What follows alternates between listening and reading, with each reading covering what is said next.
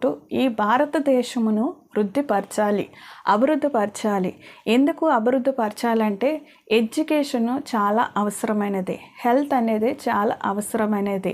మరి నిరుపేదలు, పేదవారు మనం చుట్టూ అనేక మంది ఉన్నారు. అనేక మంది సహాయం లేక అనేక విధాలుగా బాధపడుతున్నారు. మరి సహాయం చేయగల చేతులు ఉన్నప్పుడు, అవకాశం ఉన్నప్పుడు ప్రతి భారతీయుడు కూడా నీ భారతదేశంలో ఉన్న ప్రజల కొరకు, నీ భారతదేశంలో ఉన్న మరి ప్రజల కొరకు నీవు ఏం చేస్తున్నావో, మీరు ఏం చేయగలుగుతున్నారో అది మీరు చేయగలిగితే దేశం అనేది అభివృద్ధి చెందుతుంది, దేశం అనేది ముందుకు సాగుతుంది. ఎందుకంటే ఒకరికొకరు సపోర్ట్ చేసుకుంటేనే, ఒకరికొకరు మనము మరి ప్రేమ చూపించుకుంటూ ముందుకు వెళ్తేనే దేశము, కుటుంబాలు, సమాజము, సంఘాలు అనేది అభివృద్ధి కలుగుతాయనే విషయాన్ని మీరు జ్ఞాపకం చేసుకోండి.